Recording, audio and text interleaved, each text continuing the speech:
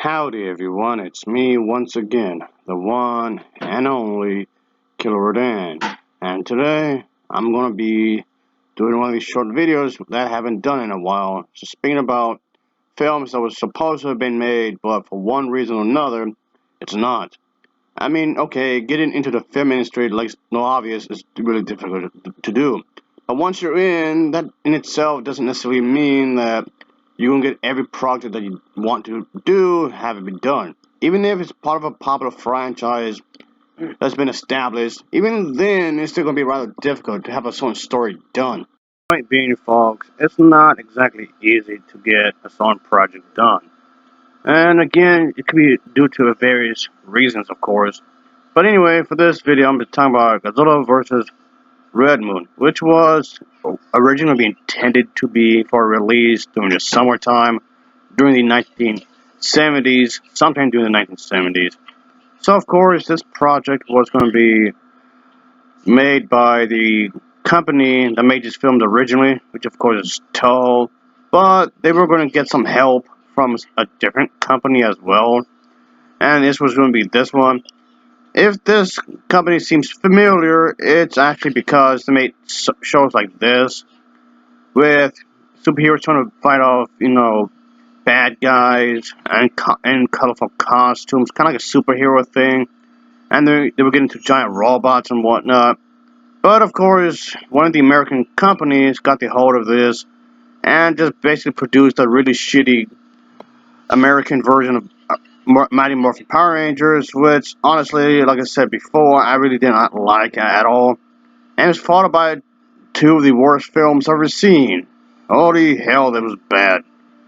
But, okay, let's go into a slight rant there, but point being, this company was going to help out to create this other Godzilla film that they wanted to do. And it was going to be also helped by this one director who previously worked in some of the other Godzilla films as well. And he's been at the Toho company for quite some time because he was definitely a, an expert when it comes to special effects, and he did help to make the other company I just showed a moment ago. Basically, he worked at two companies, so to speak. The other one I just showed you, he funded this production company in the early 1960s as a means to achieve more creative freedom, which is fine, of course. But okay, besides that, why the release date for this film wasn't exactly clear, but it was going to be sometime during the early 1970s. The film's screenplay was actually written. The script would have been made by this individual, along with some assistants, of course, and the other one that would have been involved in script writing would have been this individual as well. So yeah, they would have actually made a script, but just because you made one, again, doesn't necessarily mean it's going to be produced.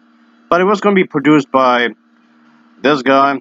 Yeah, they actually had a team for this, of course, for this project. Another person that would have helped with the assistant of producing it would have been this guy as well, folks. So yeah, like I said, they were already assembling a team to have this thing actually be made. And as for the special effects, it would have been done by this guy because even though the old films would have usually been done by one individual, but in this case it would have been done by somebody else. I guess when you're making a long series of movies, it's going to eventually be done by somebody else sooner or later. But the film would have been about an hour and a half-ish, which seems like a reasonable length for these kind of movies, I guess. I mean, I don't mind them longer, but I guess it kind of depends on the story, I suppose. But anyway, as mentioned earlier, a script was actually done, so yes, there was a story. And in this film, yeah, there is this, like, strange creature, and it arrives from space because on the moon's surface, there's something arise. And it goes through space, and yes, of course, it eventually goes onto the planet Earth. So yeah, there's some strange intention to do something.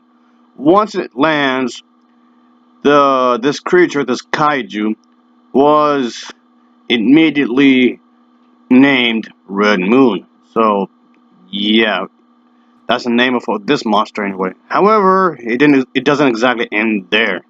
Because the thing is that there's another monster. Yep, another giant creature that comes along. Because it came from this island, and there's also this bit where it's supposed to be a part of a chain of other islands and whatnot. So of course, going to be a bunch of people and whatnot, their own town, village, or whatever. And eventually, the monster itself would have been given a name as well. So yeah, right off the bat, simultaneously, we would have been introduced with two different monsters at once. So I guess this was to make it seem more exciting or whatever. Since Godzilla films had featured multiple monsters at once before, so I guess they wanted to, continue this tradition and just do it right off the bat because it's something expected from these type of movies. So I guess just giving the heads up what's going to have right away, I suppose, getting straight to the action. Of course, the Japanese military force would have eventually came into the picture, which does make sense considering the fact that these kinds of Star Wars in films anyway.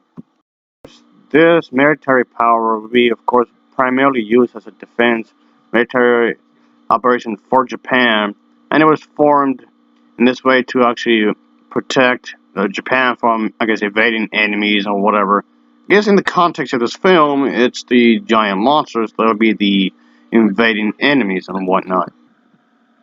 And just so you know, folks, you can be aware of this. It was going to take place in the same timeline as the original Godzilla films, and maybe all except for the one film that was titled the film Godzilla's Revenge, because that's its own thing in some ways, because most of that film just takes place in the little kid's head. But okay, except for that one, it's going to take place in the original films. But anyway, in this movie, yeah, the Japanese military would have taken place and just get themselves situated to pretty much try to make this entire thing come to a conclusion to fight the two monsters. In some ways, they would hope that they would go to the conclusion that the two monsters should be led to one another in hopes that these two monsters will kill each other. But yeah, of course, the plan to lead the two monsters is a success, of course. So that happened. But the thing is that, however, instead of just fighting each other like they wanted them to, the two monsters made, and it's revealed that the two monsters are actually female and male. So, yeah, but of the same species. But of course, the thing is that they actually gave birth to another monster, which of course, like you might expect, will be crazy for the human characters. So yeah, as if this entire thing wasn't crazy enough, that happened. Yeah, with the situation getting much worse, the Japanese Defense Force will have to come up with another strategy to fight against this new kaiju that just arrived on screen. So of course, things just get complicated for the country because of this. Now there's three monsters they have to basically deal with. So I guess you do have to make it exciting in some sort of way, and that's what this movie trying to do. If it was actually made, that is. However, okay, that's not enough. Of course, that is not enough because the newborn is actually suddenly kidnapped by this individual just to make some money off of this thing. Shortly thereafter, after getting kidnapped, the newborn has died during the moving process. So with their child dead, the two kaijus from I mentioned earlier basically just go berserk. Yep, they just go crazy at this point. And lots of destruction will be done. Because what's a kaiju movie without destruction? I guess something getting destroyed somehow. But anyway, it would have been done in this place. Everything seemed peaceful at first, and up until this occurred. So yeah, chaos happens and it arises as these two creatures start destroying a bunch of stuff throughout the area. Of course, there's gonna be people screaming, hollering, and everything. And yeah, according to the script that they made, the situation would have gotten worse because let's just say there's a certain creature, giant kaiju, that sensed these monsters from the very beginning. As you can guess yourself, folks, it would have been Godzilla himself. He sensed that these monsters were around from the very, very beginning. And as you can guess yourself, he wants to do battle. He finally arrives and does battle with the two kaiju, engaging in very violent fights, I guess you could say. But the thing is that, of course, the thing is that Godzilla would have won the battle, and the Red Moon monster, let's just say after the battle, after his defeat, monster I spoke about would have just returned back to space, feeling defeated and whatnot. And of course, the victory would have been for Godzilla himself, feeling all good about it and whatnot. And he just would have just returned to whatever he was doing before, I guess. But yeah, that's roughly the scenario in which they would have wanted for this film if they actually got it made. And it does sound fairly promising, I guess. And yeah, I do wish that they could have actually made this, but yeah, they didn't really, like at all. But it does seem like something they would have actually gone into. But yeah, that's the thing, folks. It wasn't made, unfortunately. For this screenplay for this movie, it was going to introduce two new monsters. Okay, three if you can count the kid, I guess. But it was going to have monsters that never premiered in the Godzilla films previously. So yeah, it would have been something I guess could be considered as a good thing, I guess, if it was actually done.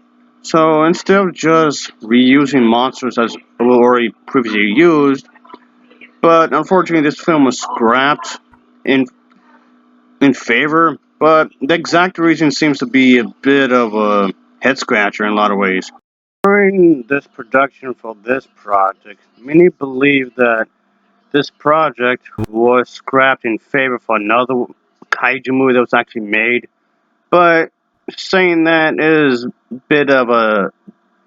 bit debatable because I'm not sure that was the reason really. But anyway, whatever the reason was, it still would have been nice if it was actually made. It was actually done. You could have new creatures on screen instead of just reusing those we have saw multiple times already. The idea would have just centered around that there's these two different looking monsters, one male and one female, and they of course are from different species, appear separately, and then meet each other to mate each other. It does sound like something that was sound somewhat similar to something. It sounds familiar, it's because it does. In the new Godzilla film, okay, somewhat new, from 2014, they used that kind of idea in that movie. So I guess that's that's something, I suppose. So yeah, but okay, maybe that's reading too much into it. Maybe because for all you know, that could have been just a coincidence, which could be the case. But yeah, folks, it still would have been nice if this was actually made. And I would have actually liked to see it if it were, because it does sound pretty solid as a good idea to have like a bunch of action with a decent story and human character to interact with what's going on. So it sounds something that could be, refreshing to some extent, I guess. Perhaps if it was actually done, that is. But, oh well. Baby Monster, just so you know, would have been this little thing here, folks. Yep. And then for which I'm presume supposed to be the mommy monster, it's this one right here, folks. So yeah, I already showed the father monster, so this seemed like it could have been something that could have been really a decent story, a pretty good entry in the series. And I mean, okay, but the way it comes off, it seems like it would have featured very, very little Godzilla. He probably would have shown up by towards the end of the movie, or maybe close to the end of the second act, somewhere around the third act. is what I'm saying. Maybe close to the second act of the film, about like roughly halfway through, if not closer to the end. I don't know, the way it's been done in the script form. But anyway, as always, thanks for watching, and take care. Until next time, see ya. Oh yeah. Later.